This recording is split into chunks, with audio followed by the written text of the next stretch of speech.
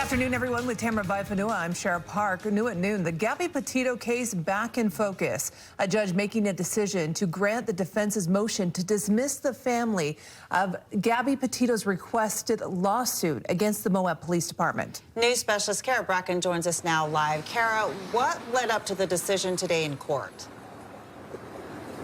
I was listening to the court, what happened there, and they were hearing from both the state as well as Gabby Petito's family attorney. And the state is arguing that a lawsuit should not be made against the Moab Police Department. Now, meanwhile, you're hearing from the Gabby Petito, that side of things, and they're arguing that a lawsuit should, in fact, be made against the police department. Both sides were arguing why they believe the police department should or should not be accountable for Gabby Petito's death.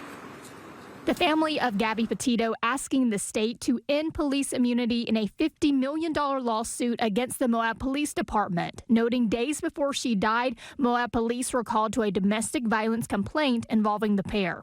You'll recall 22-year-old Gabby Petito was murdered by her fiancé, Brian Laundrie, 3 years ago. Before she died, the pair was in Moab, where police interaction with the couple is under scrutiny. The family thinks those responding did not take the complaint seriously. Their attorney argued Petito's family placed belief in the officers they were handling the situation when Gabby told them police were involved. The attorney going on to say there was a reliance there on the officers that ultimately let them down, and murder could have been prevented had police responded differently. So there's a reliance here.